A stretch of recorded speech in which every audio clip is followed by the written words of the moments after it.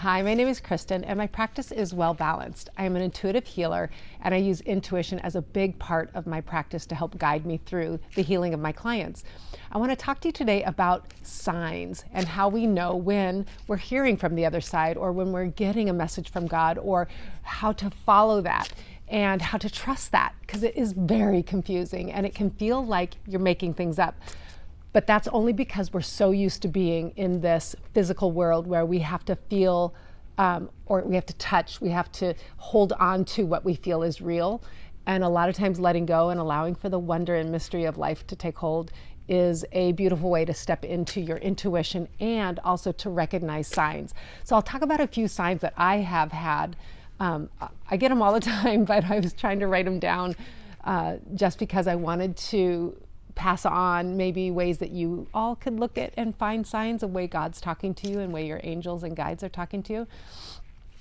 So one instance that I had about 2 years ago is I was hiking and I was looking up at the sky. I always look at clouds, and I was looking up the sky and I saw this cloud shaped like a big phoenix bird. It was like huge wings were spread, and this was all white, this part of the cloud.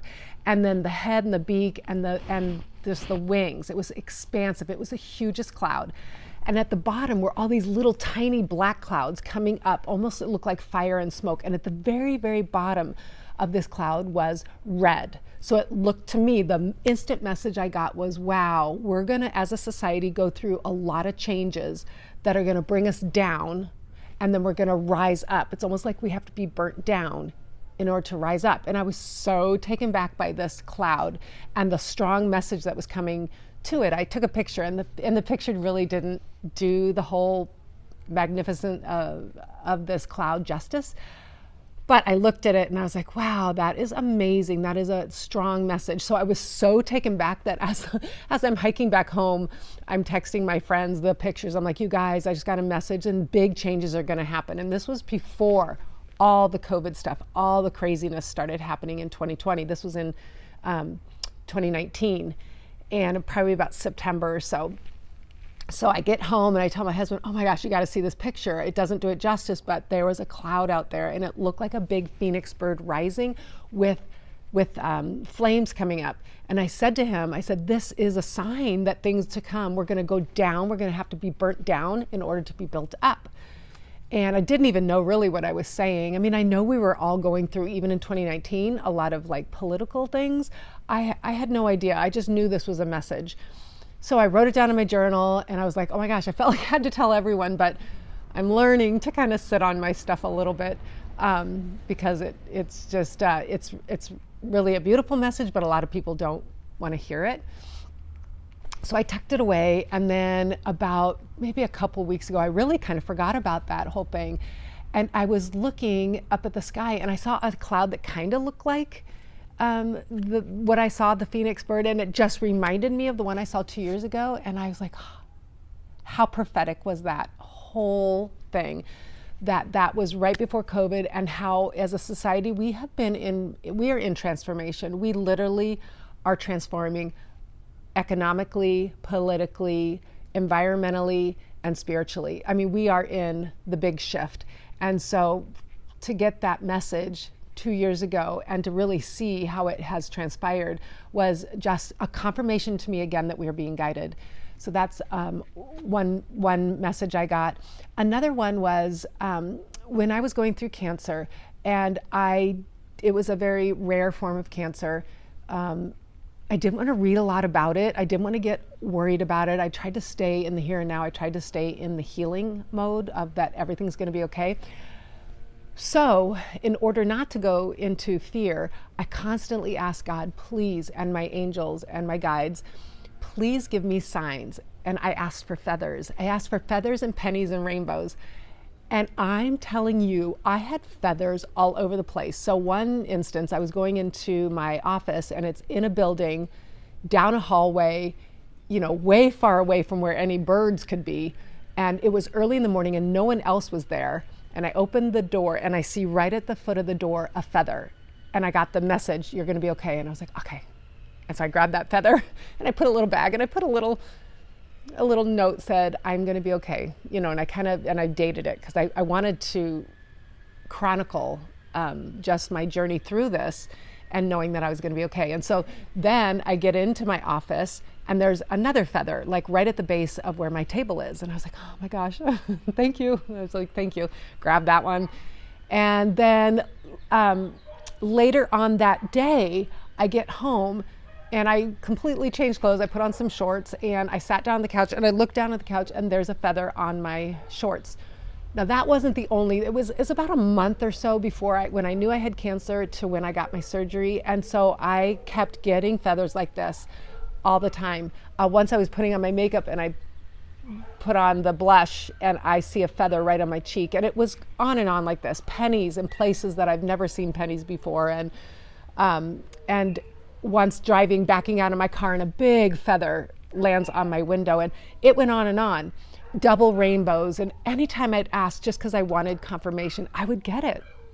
So I thought that was like, to me, I knew I was being guided. No matter what happened, I knew that when I asked, I was receiving and I was being guided. Another time was, and this wasn't particularly for me in this instance, but my son, his best friend passed away. And when we found out that his friend passed away, and we loved him too so much, he was like a son to me. My son had come home from California and we all grieved together, and then he was leaving. And as he was leaving, he was driving to go get something to eat, and he has a radio that my husband's tried to work on over and over and over again, and it just doesn't come on. It's dead. So instead my son carries like a little music, or I'm probably dating myself if I say this, like a little boombox or a little stereo thing in his car because his radio doesn't work. So anyways, he was driving, probably got about 5 minutes outside of the house, and I get this call, and I answered it. I was like, is everything okay? And he goes, oh my gosh, Mom, you're never gonna believe it. And he was almost shaking. He goes, my radio hasn't worked for 2 years straight in my car. And now it is playing a song that his best friend and him used to listen to all the time when they were little. And it was that song on the radio. And he said, Mom, it only played that song and then it stopped. And so I said, oh my gosh, that is such a sign. And I said, did you say thank you? And he said, yeah, I actually said, hey, can you keep my radio working? You know, we were kind of joking because it was such a heavy time in our lives. And so another time, he's back in California and he's driving with all his friends. Again, his radio never works.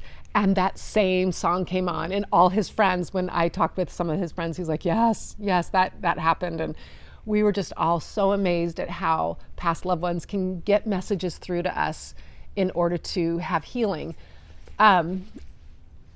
Another time I was working with a client whose husband passed away, and I'm intuitive and I get messages from the other side a lot, but a lot of people, again, don't want to hear it. Like that makes them scared. So I try to be intuitive, not to project onto people if they don't want to hear. But this kept coming, this husband kept coming in my ear. And so I finally just stopped and I said, I'm so sorry. I don't want to freak you out or anything, but your husband's here and he wants you to know how much he loves you. And she just said, all right, thank you, dear. And she put her hands on my hands, because my hands are on her head. And she goes, that's nice. And then as we're going through the treatment, the radio in the kitchen starts blaring this love song. Not even just like, kind of, though I hear a love song, it like overtook the house, like the highest decibel you could possibly have on the radio. And it was this beautiful love song saying, I will love you forever. Don't worry about what you're going through. She was going through a very difficult time physically. And I'm always with you, and I will always be with you. It was a beautiful song. Well, I thought, in the other room, I thought her caregiver was playing the music, and I was thinking, my gosh, like seriously, like we're trying to have a treatment in here, and she's like partying in the other room. And well, anyways, when we got done, we went out in the other room, the caregiver was shaking, and she was like, what? The music was coming on their speaker, and there was nothing attached to it. And she goes, and every time I tried to turn it off or turn it down, it kept getting louder and louder. And I knew intuitively that was a sign from her husband. It's hard if someone doesn't accept that. So it was too much for her to accept. But the caregiver and I both were like, yes, that was a sign. So that's another one. So a lot of times our loved ones come through in lights flashing, in electrical things, in songs, like messages from songs, any kind of vibrational thing. Computers, like your computers can kind of go out a lot. But that happens to me a lot too. But I don't know. Maybe it's just me. Every time I walk by a computer, it like goes on the fritz. But anyway, so a lot of times just vibrational, anything vibrational, the other side, the spiritual side, can come through to us. Now, I always tell clients, if something doesn't feel right to you and something just makes you not feel safe or good, then just don't give it energy and just say for it to go. But usually it's a beautiful sign. It's usually because we are asking for something beautiful to help ease our soul, that we needed that confirmation, whether we're in a health issue or whether we've lost a loved one or whether we are dealing with some financial or just some personal issues, and we need guidance from the other side. Part of my prayer every day is, God, guide me for my highest good and the highest good of those around me. I ask my angels and guides and God and Jesus and everyone to keep guiding me for my highest good and the highest good of those around me. And so when I ask, I know I shall receive because I asked. So ask. And that is the biggest message I'm getting from the other side to tell you all, is that just ask. We're not here alone. Ask and you shall receive. Open your eyes to the wonder and mystery of life. When I see a hummingbird and I get a message from a past loved one, or I get a message of be in the moment, I trust that. When I see a hummingbird and I just see a hummingbird, it's a hummingbird. When I see a cloud and I see an angel in the sky and it has a message of peace and hope, I trust that. When I see a cloud and it's just beautiful, I just see a cloud. When a butterfly comes by, my mom, when she passed away, I saw butterflies all the time. So for me, it's a very sacred thing to see a butterfly, a monarch butterfly actually. When I see a monarch butterfly and I get a message from my mom that she is okay, then I trust it. A lot of times I see a monarch butterfly and I don't really get any message. So again, trust when you get those messages, when you see a penny in a very unusual place, right? Trust it if you get a message. So start to learn to trust, start to get out of your linear mind, start to open your eyes that we have so much beautiful support. There is no fear. There's no fear. Love conquers all. And I know that God's on the other side, or right here in us, right? Just saying, trust me, I've got you. And I love that verse in the Bible that says, I will take care of the birds and the lilies of the fields. How much more will I take care of you? And so I think of quite often, like, if I ask and I know I'm being divinely guided, then I have to back off and trust what answers come, no matter what they are, because I'm asking for my highest good. So in our head, we think, oh, our highest good is perfection, or our highest good is no pain, or our highest good is, making $1 million a year, or whatever we feel is our highest good. But really, what in God's economy, in the spiritual world, our highest good is what grows our soul. Our highest good is really coming to more alignment with God, more working with spirit. And so I hope that this little video helps you to open your eyes to the wonder and mystery. And again, ask, please ask for guidance. You are not alone in this world. You are not suffering alone. There is so much love to be had. There is so much goodness to be had. If we back off and allow God to steer the ship, it's almost like we can rest into whatever comes our way. And again, feeling like we're in the place of peace, even if we have the eye of even if we have the storm around us, we are in the eye, we are in a place of peace, knowing that all of this is for our highest good, to grow our soul in order to become closer to God. Thank you and have a great day.